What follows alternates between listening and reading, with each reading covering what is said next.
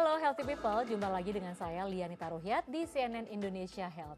Dan gangguan ginjal pada anak terutama gagal ginjal akut atipikal sempat meningkat signifikan di Indonesia beberapa waktu lalu. Gagal ginjal akut ini seringkali ditandai dengan penurunan jumlah urin dan juga perubahan warna urin menjadi coklat pekat. Serta ada pembengkakan, kelelahan mual, muntah, dan bahkan disertai dengan demam atau kejang. Nah, kita akan membahas terkait permasalahan ginjal pada anak ini. Sudah hadir bersama saya dokter spesialis anak, Dr.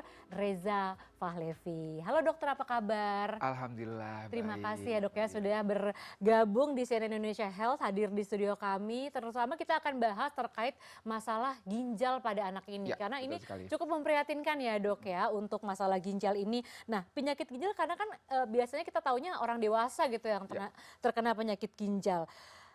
Kalau misalnya sama anak itu dok, bagaimana ginjal itu bisa terjadi sakitnya kepada anak-anak gitu? Padahal Iya. ini kan harusnya baru begitu kan? Benar-benar. Jadi mungkin karena jumlahnya lebih sedikit dibandingkan orang dewasa memang secara umum ya, tapi ternyata penyakit ginjal ini juga cukup sering terjadi pada anak. Jadi nggak cuma pada orang dewasa atau orang tua, anak-anak juga bisa mengalami penyakit ginjal dengan berbagai jenisnya. Jadi penyakit ginjal pada anak itu sebenarnya banyak banget jenisnya ya. Yang mana kalau dia kondisinya sangat akut bisa menyebabkan gangguan ginjal akut gitu ya, tapi ada juga kondisi-kondisi yang kronik menyebabkan penyakit ginjal kronik pada anak ya. Dan penyebabnya sendiri sebenarnya banyak sekali, ada infeksi saluran kemih, sindrom nefrotik, peradangan ginjal, kelainan bawaan, dan lain-lain. Oke, jadi yang banyak terjadi di Indonesia yang seperti apa dok? Oke, jadi mungkin nggak terlalu banyak diekspos ya selama ini gitu ya, bahwa sebenarnya penyakit ginjal pada anak dan dewasa itu berbeda gitu. Kalau dewasa ini kan kebanyakan komplikasi dari misalnya karena Gaya hidup diabetes, ya gaya juga. hidup, hipertensi ya, yang ujung-ujungnya nanti menyebabkan seorang dewasa itu menjadi penyakit ginjal kronik, membutuhkan terapi cuci darah dan lain-lain ya. Nah, tapi pada anak itu penyebabnya berbeda ya. Yang paling sering itu adalah kelainan bawaan. Jadi kelainan bawaan pada Oke, ginjal bukan dan karena saluran kemih.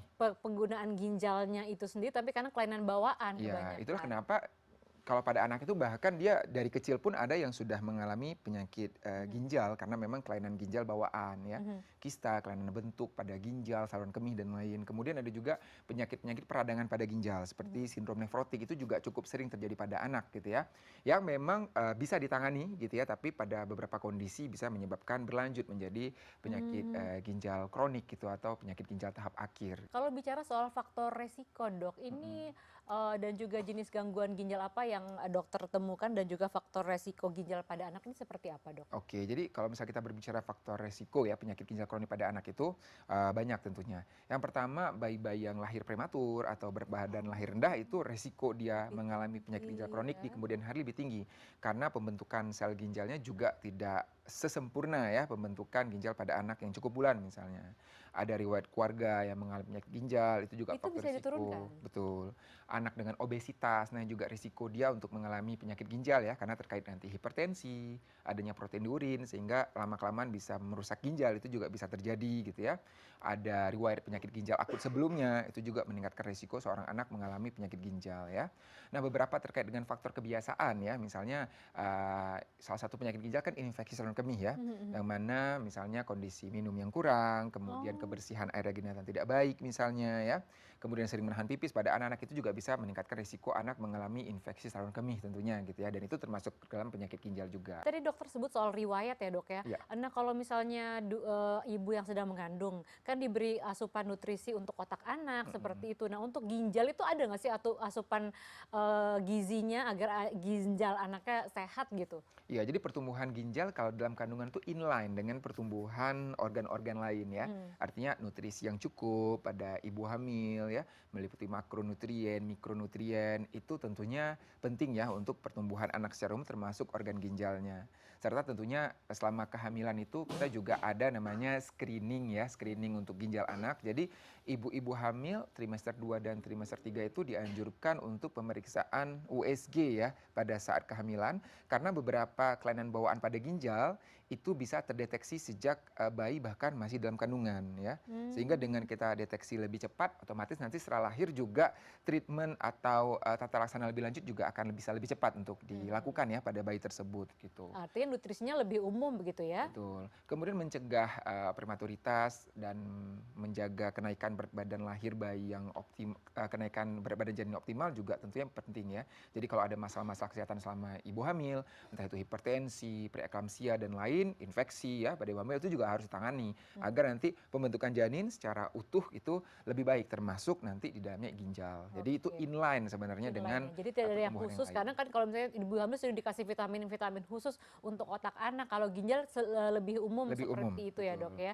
Tadi dokter sebutkan soal pemeriksaan janin dan juga ginjalnya dengan USG tadi. Sebenarnya untuk usia berapa biasanya masalah ginjal ini bisa terdeteksi dok? Ya, jadi seperti saya katakan tadi salah satu jenis penyakit ginjal ya yang cukup banyak ditemukan bisa katakan urutan pertama atau urutan kedua dalam list penyakit ginjal tersering pada anak itu adalah kelainan bawaan pada ginjal dan saluran kemih. Kita sebut dengan istilahnya cakut ya. Cakut itu kelainan bawaan struktur. Oke. Nah, itu sebagiannya bisa terdeteksi sejak bayi dalam kandungan gitu ya. Nanti Kalau kelihatan kelainan bawaan bisa dari ya, awal. jadi nanti kelihatan itu bentuk ginjalnya itu membengkak biasanya ya. Kemudian kadang-kadang juga kita bisa lihat masalah pada ureternya gitu karena memang kompleks ya. Nah, itu bisa terlihat biasanya pada trimester 2 atau trimester 3 kehamilan. Cukup awal ya. Makanya itu perlu dilakukan deteksi gitu ya. Dan tentunya yang melakukan deteksi itu dokter kandungan tentunya pada saat melakukan USG. Nah, kalau itu sudah deteksi, maka kan nanti ketika bayi itu lahir kita tentu lebih persiapan ya. Kemudian nanti perlu dievaluasi lagi tuh nanti USG-nya setelah bayi itu lahir. Sebagian itu akan resolve sendiri, sebagian akan berlanjut. Nah, yang berlanjut inilah yang kita perlu tangani secara komprehensif. Artinya di sini tidak hanya dokter anak di bagian ginjal tapi juga nanti bekerja sama dengan dokter urologi misalnya gitu ya untuk kalau ada masalah penyumbatan atau apa yang harus dilakukan selanjutnya. Nah, problemnya di Indonesia itu yang sering miss sehingga banyaknya anak-anak datang dalam kondisi usia udah berapa tahun balita dan lain kondisi ginjalnya sudah rusak dalam tanda kutip ya, sudah menjadi penyakit ginjal kronik karena hal-hal tadi itu tidak terdeteksi Sejak awal kehamilan. sejak awal gitu ya, Iya. sehingga datang dengan kondisi sudah penurunan fungsi ginjal gitu yang perlu mendapatkan terapi dialisis ya. Nah, itu yang sering terjadi yang mudah-mudahan kedepannya sih bisa kita perbaiki bersama gitu ya. Nah, ada juga penyakit-penyakit ginjal yang lain yang terjadi setelah lahir gitu. Contohnya tadi yang paling sering adalah peradangan pada ginjal. Entah itu sindrom nefrotik, entah itu sindrom nefritik ya, itu bisa terjadi pada mulai masa balita sampai masa remaja itu bisa terjadi. Dan itu juga kadang-kadang ya, itu dia kadang-kadang juga terlambat terdeteksi dan akhirnya menjadi komplikasi yaitu penyakit ginjal kronik di kemudian hari. Terlambat terdeteksi, artinya ini memang tidak ada gejalanya atau kitanya yang nggak aware dok, gimana tuh? Jadi memang ya kalau misalnya kita lihat itu kadang-kadang ada beberapa jenis penyakit ginjal ya, itu gejalanya itu tidak terlalu ketara atau kadang-kadang misalnya katakanlah infeksi saluran kemih berulang gitu. Gejala Apa biasanya gejalanya gitu Nah, dok? kalau infeksi saluran kemih itu kan biasa gejalanya itu demam gitu ya. Kadang-kadang kan demam itu, oh demam mungkin karena batuk pilek atau demam karena yang lain sering diabaikan gitu ya. Kemudian pipisnya juga menjadi keruh dan lain kadang-kadang orang tua nggak melihat secara detail gitu ya warna pipis anaknya, kemudian bagaimana karakteristik pipis anaknya gitu. Jadi itu sering terlewatkan. Atau kadang-kadang anaknya pernah mengalami bengkak gitu, kemudian nggak pernah di work up lebih lanjut gitu misalnya ya. Ini juga kadang-kadang bisa menyebabkan tiba-tiba, bukan tiba-tiba sebenarnya itu suatu proses yang mungkin tidak aware sebelumnya orang tua sehingga tiba-tiba muncul udah gejala penyakit ginjal tahap akhir. Jadi penyakit ginjal kronik itu ya Mbak Lia ada 5 tahap ya, pada dewasa dan pada anak sama. 1, 2, 3, 4, 5. Nah, kadang-kadang stage 1, stage 2 ini dia belum menunjukkan gejala. Apapun, Gejala dari signifikan. misalnya kondisi warna urin atau apapun tidak ada? Bisa ada, bisa tidak tergantung penyakitnya, penyebabnya apa gitu. Jadi ibarat gini, penyakit ginjal pada anak itu banyak ya. Jadi seperti kita masuk ke pintu, di dalamnya banyak pintu lain gitu. Iya, iya. Nah, tapi apapun penyakit ginjal pada anak ini ya, kalau tidak ditangani dengan tepat, muaranya adalah penyakit ginjal kronik. Sama seperti penyakit jantung. Penyakit jantung kan banyak, tapi tidak ditangani menjadi gagal jantung. Ini juga menjadi gagal ginjal gitu ya. Nah, jadi sebagian jenis penyakit ini dia memang bisa menimbulkan gejala yang bisa kita aware dari awal. Tapi sebagian lagi ya itu juga nggak ada menimbulkan gejala apa-apa.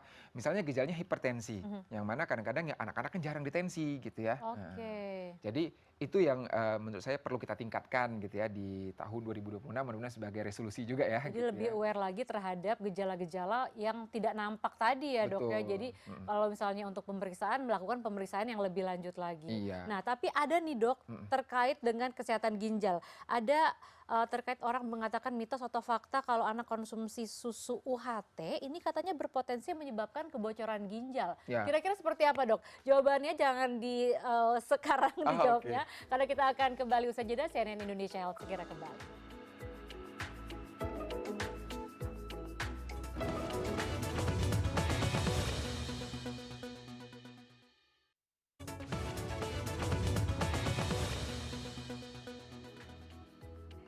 Anda masih menyaksikan CNN Indonesia Health dan saya masih bersama dengan dokter spesialis anak Dr. Reza Fahlevi. Kita masih bahas terkait kondisi ginjal terkait dengan pada anak. Nah, ini banyak sekali mitos sama fakta dok yang beredar di masyarakat terkait dengan kesehatan ginjal anak. Kita bahas satu persatu ya dok Oke, ya. siap. Langsung kita tampilkan ini mitos atau fakta yang pertama. Nah, ini pertanyaan nih. Sering mengkonsumsi obat-obatan bisa merusak ginjal anak. Gimana dok? Ini gray area. Kenapa Oh, gray tidak bisa area? dibilang mitos atau fakta ya? Betul. Jadi beberapa jenis obat itu memang dalam konsumsi jangka panjang itu bisa merusak ginjal. Contohnya penghilang nyeri golongan NSAID ya, itu nggak boleh dikonsumsi secara sembarangan pada anak Oh ya. ya, penghilang nyeri itu ya, baik. Termasuk antibiotik itu juga harus sesuai dengan indikasi oleh dokter gitu ya. Nah, tapi ada beberapa juga jenis obat seperti obat antihipertensi itu justru sifatnya protektif terhadap ginjal. Karena kadang-kadang itu Oh, banyak paradigma di masyarakat, "Oh, ini minum obat antihipertensi terus apa nggak bikin ginjalnya rusak?" Atau orang-orang dengan penyakit jantung, "Kok minum obat jantung terus apa ini nggak bikin merusak ginjal?"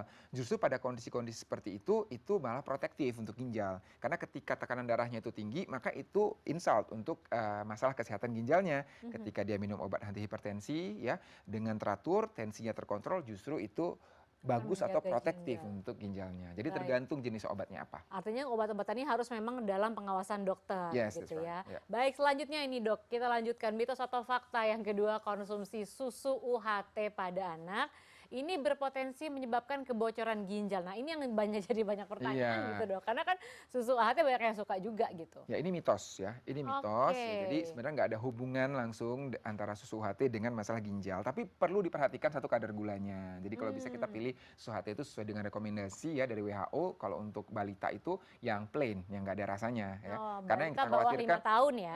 jadi jangan yang gulanya tinggi, dilihat lagi karena kan susu UHT banyak jenisnya. Pilih yang kadar gulanya rendah ya. Kemudian yang kedua tidak boleh berlebihan karena kalau berlebihan bisa menyebabkan obesitas.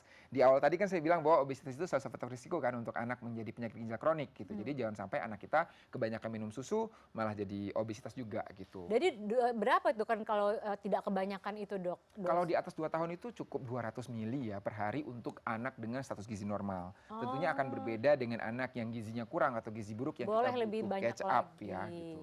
Oke, jadi kalau normal 200 mili aja, jangan banyak-banyak Di ya. atas 2 tahun. Oke, lanjut. Ini mitos atau fakta, Dok? Infeksi saluran kemih pada anak berpotensi menyebabkan penyakit ginjal. Ya, ini fakta ya. Oke, ini Terutama fakta kalau ya. penyakit infeksi saluran kemih yang berulang. Kenapa? Ketika penyakit infeksi saluran kemih berulang, kadang-kadang itu terbentuk skar atau parut pada ginjal yang itu dapat menurunkan fungsi ginjal dan menyebabkan hipertensi gitu.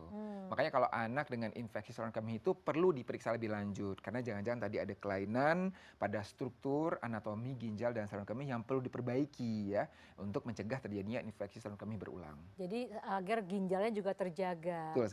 sekali. Berarti juga untuk menjaga kesehatan saluran kemih ini penting juga ya agar Mm-mm. tidak merusak ginjal tadi. Selanjutnya, Dok, ini mitos atau fakta? Penyakit ginjal pada anak selalu membutuhkan cuci darah. Wah, ini cukup miris juga ya. Oke. Gimana tuh? Mitos atau fakta? Ini mitos Oke. ya. Karena tadi saya katakan di awal bahwa penyakit ginjal pada anak itu banyak sekali.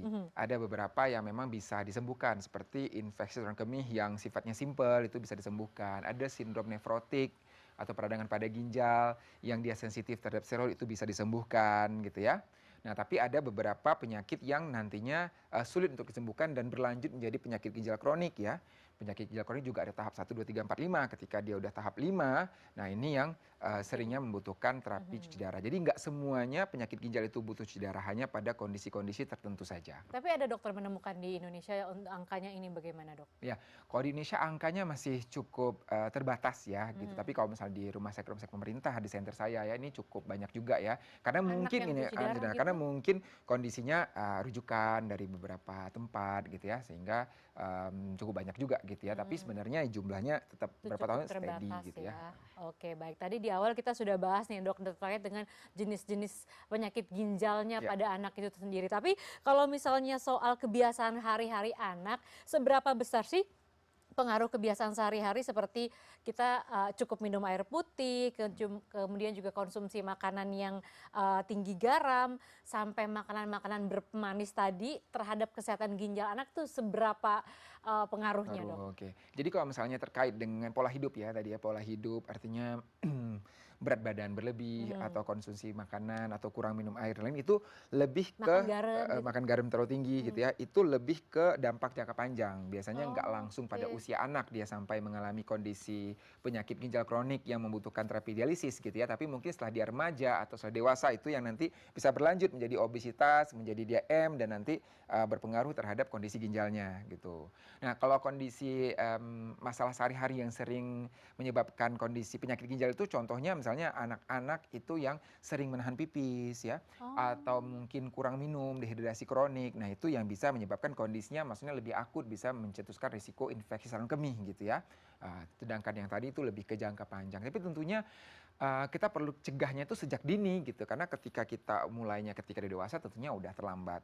Gimana, Dok, biasanya tuh supaya anak nggak suka nahan pipis? Karena mungkin di sisi lain kan suka dimarahin juga kalau ngompol atau misalnya pipis di tempat yang tidak semestinya gitu, Dok. Iya benar. Jadi memang ini, Agak kompleks, artinya sulit. butuh kerjasama antara, Mhm. orang tua, kemudian pihak sekolah juga ya, pihak sekolah. Karena seringnya kan anak-anak itu yang saya temukan ya dalam praktik sehari-hari, Nggak mau nggak pipis mau mungkin pipis, nggak nyaman nggak juga nyaman sama di toilet toiletnya. sekolah gitu. Makanya mungkin saya menghimbau juga ya kalau misalnya ada guru kepala sekolah di sini nonton, tolong toilet-toilet pada di sekolah kita tuh perlu diperbaiki gitu ya, agar anak-anak itu menjadi lebih nyaman, mereka, nyaman untuk pipis di sekolahnya, nggak nahan pipis, dan akhirnya mereka bisa minum dengan baik. Karena kadang-kadang anak itu saking dia nggak mau pipis, biar nggak pipis nggak mau minum kan jadinya gitu. Oke, tapi untuk minumnya itu sendiri untuk anak-anak berapa sih, Dok, Seberapa biasanya banyak ya takaran ya, yang tergantung paling ya, ideal tergantung gitu? dia dengan berat badannya, karena kita pakai patokan berat Oh, badannya, patokannya berat badan, dari berat bukan badan. aktivitasnya mereka ya, Dok, ya? Jadi patokan umum berat badan dulu, tapi tentunya kalau dia dalam kondisi aktivitas lebih banyak, apalagi di luar ruangan atau panas-panasan ya,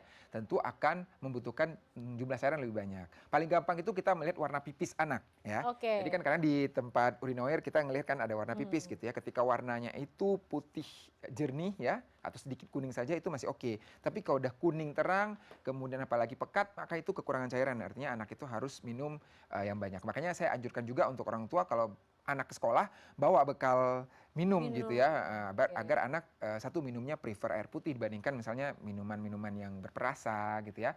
Dan dia kalau misalnya udah tersedia kan tentunya dia akan lebih mudah mengakses air minum tersebut ya dibandingkan kalau misalnya tidak dibawakan, dia harus ngambil kemana atau harus beli kan kadang-kadang Banyak jadi males alasan gitu. jadinya. Tapi artinya orang tua juga harus memperhatikan tadi ya, Iya betul, untuk, kondisi warna, warna urin. urinnya anak-anak, Mhm, saat hari ini apa nih warnanya. mhm, Kalau misalnya lagi pekat tadi, ayo cepet suruh minum banyak-banyak dulu supaya netral kembali. Nah, mhm. selain memperhatikan warna urin ini, Dok, apa sih biasanya, hal-hal yang, kesalahan yang dilakukan orang tua yang mungkin tidak disadari, yang tentunya bisa bikin memperburuk kondisi kesehatan ginjal anak? Iya, jadi satu, mengonsumsi obat-obatan yang Mmm. di luar supervisi ya dari dokter. Nah, ini kan kita perlu hati-hati ya, obat-obat warung dan lain. Karena kita berbicara obat pada anak itu dosisnya, kemudian frekuensinya, kemudian durasinya, itu semua kan harus sesuai gitu ya. Kalau kita mungkin asal-asalan minum obat dan lain, tentunya bisa jadi obat tersebut jangan-jangan, berpengaruh terhadap ginjal. Misalnya contohnya anti nyeri golongan NSAID tadi kan Mhm. gitu. Jadi itu yang sering terlewatkan ya. Kemudian yang kedua, kadang-kadang lupa juga bahwa kondisi kelancaran saluran kemih itu juga berhubungan dengan hal lain, misalnya saluran cerna. Jadi, anak-anak dengan kondisi misalnya BAB-nya itu keras dalam jangka waktu kronik lama, konstipasi, nah itu ternyata berpengaruh juga terhadap saluran kemihnya gitu, bisa meningkatkan risiko infeksi saluran kemih gitu. Jadi perhatikan itu juga.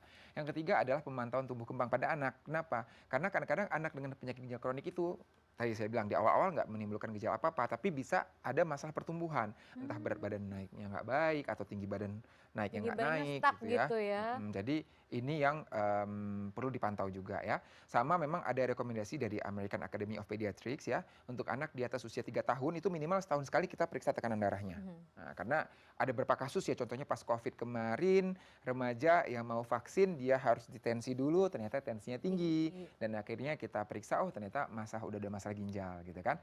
Jadi perlu dilakukan pemeriksaan tekanan darah sekali minimal setahun gitu ya untuk anak normal ya.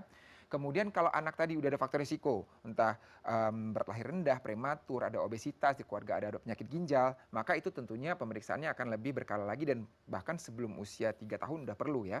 Dan perlu Oke. pemeriksaan urin juga gitu untuk mendeteksi adanya masalah-masalah kesehatan pada ginjal dan saluran kemih untuk anak-anak dengan faktor risiko tersebut. Oke, dokter sebutkan soal deteksi dini tadi. Nah, kalau misalnya anak-anak nih sudah terdeteksi sejak dini, wah ada gangguan nih di ginjalnya. Kira-kira anak ini akan bisa sembuh atau berpeluang hidup normal nggak sih, Dok?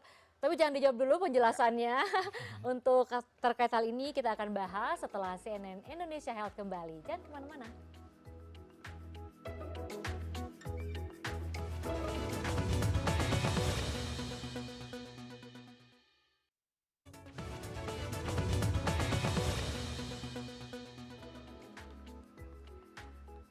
Anda masih menyaksikan CNN Indonesia Health dan saya masih bersama Dr. Reza. Nah, Dr. Reza kita masih bahas nih terkait dengan kesehatan ginjal anak nih. Ya. Tadi saya pertanyaannya soal ginjal apa aja sih, Dok? Kalau misalnya kita sebagai orang tua melakukan langkah pencegahan efektif untuk kesehatan ginjal anak ini apa aja, Dok? Oke, jadi kita ada namanya Seven Golden Rules ya untuk Seven Golden Rules. untuk Nah, inget-inget pencegahan nih ya dan kalau udah kesehatan banyak anak. 7 gini. Oke, apa aja? Yang pertama adalah stay hydrated. Jadi pastikan anak-anak Oke. itu hidrasinya cukup dan kita prefer untuk minum air putih untuk anak di atas 2 tahun ya, dibandingkan dengan minuman-minuman berperasa tentunya. Untuk di bawah 2 tahun memang proporsi ASI itu tetap lebih tinggi dibandingkan dengan Tapi air susu putih. masih boleh ya, Dok? Masih Ya, Dok? boleh ya. Mhm. Kemudian yang kedua adalah kita pola diet yang baik pada anak. Artinya nutrisi seimbang, batasi penggunaan garam dan gula berlebihan pada anak. Nanti mungkin kita akan bahas lebih lanjut berapa sih batasannya ya. Mhm. Kemudian yang ketiga adalah olahraga rutin ya. Yang keempat menjaga berat badan karena faktor risiko penyakit ginjal salah satunya adalah obesitas pada anak ya. Kemudian yang kelima adalah regular check up tadi untuk pemantauan tumbuh kembang, pemeriksaan tekanan darah, pemeriksaan urin untuk deteksi dini atau screening ya ginjal pada anak. Kemudian yang keenam adalah kita harus menggunakan obat-obatan secara wisely ya di sana. Artinya apa? Artinya kalau misalnya anak-anak itu mendapatkan suplementasi atau obat-obatan pastikan itu di bawah supervisi ya dari dokter gitu. Jangan kita sembarangan untuk memberikan obat-obatan pada anak ya. Yang ketujuh adalah kita harus mengedukasi atau membiasakan pada anak untuk tidak menahan pipis tadi ya. Jadi itu Seven Golden Rules yang kita perlu tanamkan ke anak-anak kita untuk menjaga kesehatan ginjalnya. Oke, jadi orang tuanya PR tadi menyediakan minuman untuk anak yang secara apa namanya cukup untuk anak dan juga tadi makanan. Tadi dokter bilang mau bahas lebih lanjut terkait dengan asupan garam dan juga gula. Tadi seperti apa, Dok? Oke, jadi pada prinsipnya nutrisi pada anak itu adalah nutrisi seimbang ya. Ada makronutrien, ada mikronutrien gitu ya. Nah terkait dengan gula dan garam ini memang kita perlu batasi pada anak. Bukan berarti nggak boleh sama sekali, boleh, cuman ada batasan-batasannya. Umumnya untuk anak di bawah usia setahun berbagai referensi menyebutkan belum perlu ditambahkan gula atau garam tambahan gitu ya. Oh, Untuk anak di bawah sama usia sekali, setahun. Dok? Sama sekali. Tapi kalau memang ada rasa manis alami dari buah-buahan itu it's okay, masih nggak masalah ya. Atau mungkin rasa gurih alami dari daging it's okay. Tapi untuk tambahan ya, additional ya, gula dan garam itu tidak dianjurkan. Nah kemudian di atas usia itu tentunya ada rentang-rentang. Rata-rata ya untuk anak itu untuk gula itu maksimal di 25 mg atau 6 sendok teh. Sedangkan untuk garam itu maksimal di 1 sendok teh saja gitu. Jadi 1 sendok teh per hari seharinya. ya tambahan. Jadi nggak boleh terlalu banyak karena dampaknya kalau anak itu terlalu banyak konsumsi garam, tekanan darahnya meningkat. Nanti ujung-ujungnya ginjal jadi rusak. Kadang-kadang Anak suka nambahin tuh, Dok, kalau misalnya betul. anaknya biar makannya gampang nggak GTM. Tapi jangan nggak boleh Nggak juga ya. boleh, heeh. Oke. Kemudian kalau terlalu banyak konsumsi gula, nanti lama-lama ambang rasa untuk manisnya juga meningkat. Anak Oh, maunya makan minuman manis lebih mulu. manis Nanti lagi. ujung-ujungnya menjadi obesitas dan nanti obesitas kita udah bahas dari tadi bahwa itu juga salah satu faktor risiko ya terjadinya penyakit ginjal pada anak di kemudian hari. Ngaruh ke Gitu. gigi juga mungkin ya Ya, dok ya. betul. Jadi itu mungkin beberapa hal yang perlu kita batasi. Makanya juga kepada ayah bunda kalau misalnya kita beli makanan kemasan, boleh nggak dok? Itu banyak nanya biasanya kan gitu. Mhm. Bukan nggak boleh, boleh-boleh aja. Tapi kita harus lebih waspada, harus lebih teliti. Artinya kita lihat lagi ingredients-nya, kita lihat lagi berapa sih kandungan gula, berapa kandungan garamnya. Jadi kita harus bisa membaca komposisi Mhm. nutrisi pada makanan-makanan kemasan yang kita baca. Kalau Kalau dikasih juga jangan banyak-banyak mungkin bisa gitu dok. betul, heeh. Oke, tadi saya sempat bertanya nih dokter terkait dengan orang tua semuanya sudah aware ya, Mhm, seperti mhm. yang dokter bilang tadi ada seven Seven golden golden rules rules. tadi ya kan udah dilakukan semuanya. Kemudian juga deteksi dini dilakukan. Ternyata ada gitu kan ya gejala gangguan kesehatan pada ginjalnya. Ketika sudah dilakukan deteksi dini tadi, nanti anak yang bermasalah dengan ginjal ini kondisi kesehatannya apakah kembali bisa sembuh, hidup normal atau gimana dok? Oke, ada 2 kelompok bisa kita katakan ya. Satu, penyakit-penyakit yang sifatnya itu didapat, tuh rata-rata ketika kita udah deteksi dini, kita treatment ya, sebagian itu akan bisa sembuh gitu saya bilang ya. Penyakit infeksi leukemia yang simpel bisa sembuh, peradangan ginjal yang sifatnya simpel bisa sembuh gitu ya. Ada beberapa yang memang nanti akan berlanjut gitu, tapi Oh, tentunya akan lebih baik berlanjut itu dalam kondisi terpantau. Karena kita akan bisa memonitor dengan sangat ketat kondisi anak-anak tersebut, sehingga memastikan yang namanya anak kan tumbuh kembang juga ya. Jadi kita memastikan tumbuh kembangnya berjalan dengan baik ya. Tapi ada beberapa kelainan, misalnya kelainan genetik. Kalau genetik itu kan sesuatu yang kita nggak bisa rubah untuk saat ini ya. oke.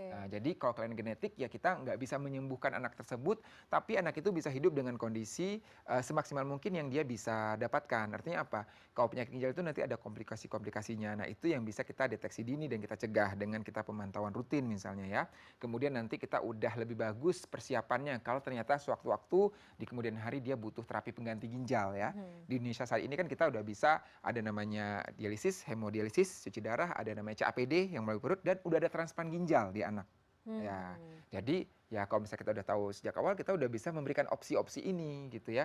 Oh nanti ke depannya itu is not the end of your life gitu Mhm. ketika anak itu memang terlahir dengan kondisi penyakit ginjal gitu masih ada opsi-opsinya bahkan sampai transplantasi ginjal yang bisa kita tawarkan gitu sebagai opsi. Tentunya persiapannya akan lebih baik dibandingkan kalau nggak tahu tiba-tiba, wah Udah penyakit ginjal tahap udah akhir. kronis Nah, ya. pasti opsi-opsi dan kemungkinan-kemungkinan penanganannya akan lebih sempit gitu ya Mhm. kemungkinannya dibandingkan kalau ketahuan lebih dini. Oke, baik itu yang tadi fisik tadi atau genetis tetap tetap lebih baik diketahui lebih Yes. dini walaupun tidak bisa disembuhkan tetapi masih bisa dikendalikan dan juga penyakit-penyakit yang lainnya juga Komplikasinya bisa dihindari. bisa dihindari. Baik, Yes. ini mungkin yang terakhir dok, Ya. ini dokter pesan dokter terhadap orang tua agar bisa menjaga kesehatan ginjal anaknya sejak dini seperti apa dok? Oke, jadi kesehatan ginjal itu inline juga dengan kesehatan anak secara umum ya. Makanya kalau kita dari Ikatan Dokter Anak Indonesia itu menganjurkan ada yang namanya pemantauan tumbuh kembang dan check up rutin pada anak. Mhm. Untuk di bawah usia setahun itu sebulan sekali ya. Itu kan sambil dilakukan imunisasi, dilihat pertumbuhannya, perkembangannya gimana gitu ya. Di 1 tahun sampai 2 tahun itu per 3 bulan. Di atas itu per 6 bulan gitu ya. Tetap kita ikuti. Karena kadang-kadang ada beberapa kelainan-kelainan itu yang kita bisa deteksi dari Deteksi dini masalah ya. itu ya. Mhm. Kemudian termasuk tadi jangan lupa screening untuk ginjal anak dengan pemeriksaan tekanan darah. Yang mana itu juga bisa inline dengan pemeriksaan tumbuh kembang anak secara rutin gitu ya. Ada juga karena beberapa kasus kita temukan anak-anak dengan penyakit ginjal ini yang kita temukan awalnya karena pertumbuhan yang tidak optimal. Itu bisa kita deteksi dari sana ya.